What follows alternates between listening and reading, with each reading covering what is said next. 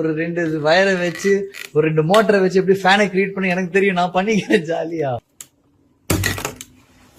அதாவது சோஷியல் மீடியால சடனா ஒரு சில ஆக்டர்ஸ் எல்லாம் பேச ஆரம்பிப்பாங்க. என்னடா சம்பந்தமே இல்லாம எங்க இருந்தோ புதுசா பேசுறாங்களே, ரொம்ப நாள் ஆச்சு இவங்க எல்லாம் பார்த்து அப்படிங்கிற மாதிரி நமக்கு இருக்கும். ஆனா ஒரு 2 வாரம் கழிச்சு அவங்களுடைய புது படம் ரிலீஸ் ஆகும். ஸோ படம் ரிலீஸ் ஆகிறதுக்கு ஒரு மார்க்கெட்டிங் ப்ராசஸ் பண்ணுவாங்க. அதே மாதிரி ஒரு சில நடிகர்கள் எல்லாம் பார்த்தீங்கன்னா சடனா இந்த சமுதாயத்து மேல பயங்கர அக்கறையோட பேசிட்டு இருப்பாங்க. அதாவது வாழ்க்கையை மாற்றணும், மக்கள் இப்படி கஷ்டப்படுறாங்களே, ஐயோ அம்மா அப்படின்னு சொல்லிட்டு சடனா பார்த்தா அரசியலில் வருவாங்க, இல்லை அரசியல் பற்றி பேசுவாங்க, இல்லை வேற ஏதாவது ஒரு விஷயத்துல உள்ள நுழைவாங்க அரசியல் ரீதியா. இப்போ ரீசெண்டாக லாரன்ஸும் அதான் பண்ணிட்டு இருக்காரு. அவரும் எலெக்ஷன் நிற்க போறதா சொல்லி மக்கள் மேல பயங்கர அக்கறையா பேசிட்டு இருக்காரு. நல்லா இருக்கு பாக்குறதுக்கு. இதுல என்ன ஒரு இதுனா, ஒரு ஸ்டேட்மெண்ட் அவர் சொல்லியிருக்காரு. அதாவது பப்ளிக் கவர்மெண்ட்டை கொஸ்டின் பண்ணக்கூடாது அப்படின்னு சொல்லி.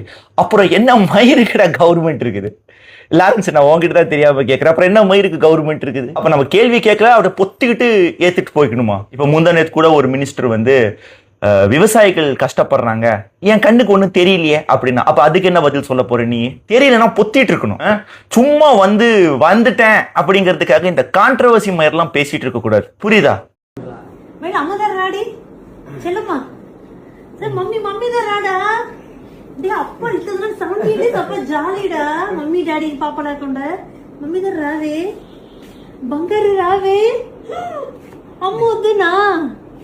சுத்தியா என்னையும் சேர்த்து உன்னையும் சேர்த்து லெப்டா பாக்குற.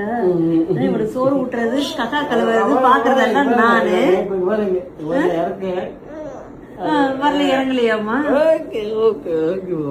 நான் தான் சொன்னேன் கரெக்டா. பிளட் சொல்ல